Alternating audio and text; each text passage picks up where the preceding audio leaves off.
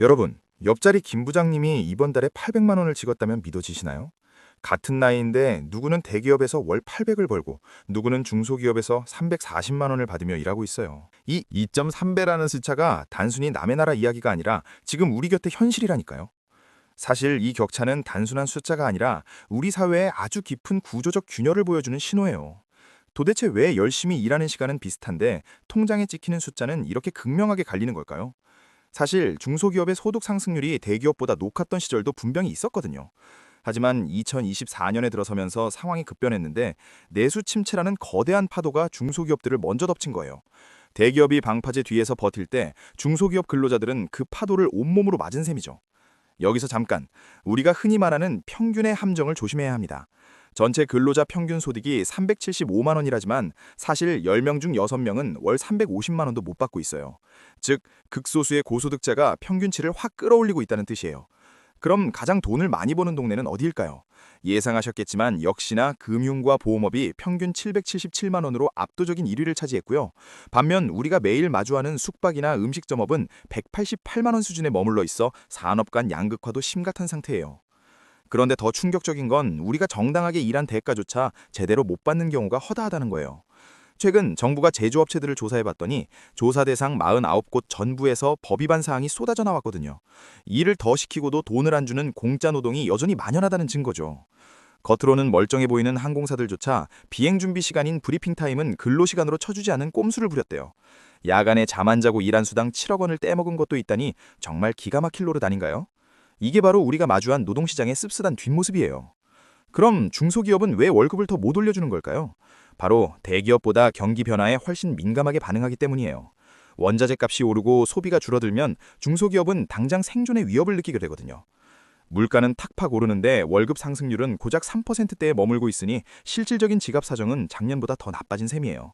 돈의 가치는 떨어지는데 내 노동의 가치는 제자리 걸음인 상황. 이걸 경제학적으로는 실질 임금 하락이라고 부르죠.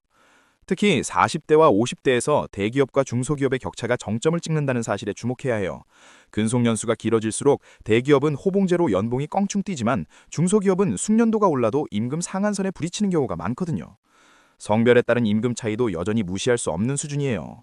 남성이 평균 442만 원을 받을 때 여성은 289만 원에 그치고 있는데 이건 단순한 차별을 넘어 경력 단절과 고용 형태의 비대칭이 낳은 결과라고 볼 수 있죠. 여기서 우리는 한 가지 근본적인 질문을 던져야 해요. 과연 소득의 격차가 능력의 격차와 정확히 일치하는가라는 질문 말이에요. 단순히 어느 문안으로 들어갔느냐에 따라 보상의 크기가 결정되는 구조적인 불평등이 고착화되고 있는 건 아닐까요? 최근 정부는 이런 격차를 줄이기 위해 장시간 근로감독을 200개소까지 획대하겠다고 발표했어요. 돈을 덜 주는 것도 문제지만 사람을 갈아 넣어서 성과를 내는 구조부터 뜯어고치겠다는 의지로 보여요. 사실 임금체 불행만 수십억 원에 달한다는 사실은 우리 경제의 허리가 얼마나 아픈 상태인지를 적나라하게 보여주죠. 야간 근로와 휴일 근로를 밥 먹듯이 시키면서 수당은 나 몰라라 하는 관행, 이제는 정말 끝내야 할 때가 됐어요. 하지만 규제만으로 모든 게 해결될까요? 전문가들은 중소기업의 생산성 자체가 높아지지 않으면 임금 격차를 좁히기 어렵다고 분석해요. 중소기업이 기술력을 갖추고 제값을 받을 수 있는 생태계가 먼저 만들어져야 한다는 뜻이죠. 세계 경제 지형을 봐도 이런 양극화는 한국만의 문제는 아니에요. 하지만 유독 한국에서 이 격차가 뼈아프게 다가오는 건 이것이 곧 주거, 결혼, 출산율과 직결되는 생존의 문제이기 때문이에요. 대기업 김 부장의 800만 원은 누군가에게는 부러움의 대상이지만 한편으로는 사회적 박탈감을 키우는 지표기도 해요. 우리가 대기업 취업에만 목을 매는 이유도 결국 이 거대한 숫자의 장벽 때문이 아닐까요? 결국 노동의 가치를 어떻게 재정해야 하느냐가 우리 시대의 가장 큰 숙제가 될 것 같아요. 산업 안전은 뒷전이고 임금은 깎으려는 구시대적 발상으로는 더 이상 미래를 담보할 수 없으니까요. 오늘 우리는 월급 봉투 뒤에 숨겨진 차가운 통계와 뜨거운 노동의 현실을 살펴봤어요. 격차는 벌어지고 물가는 오르는 이 어려운 시기에 우리는 어떤 대안을 찾아야 할까요? 여러분은 이 엄청난 임금 격차를 보며 어떤 생각이 드셨나요? 단순히 개인의 노력 부족일까요? 아니면 시스템의 오류일까요? 여러분의 솔직한 의견을 댓글로 남겨주세요. 다음 영상에서 만나요. 감사합니다.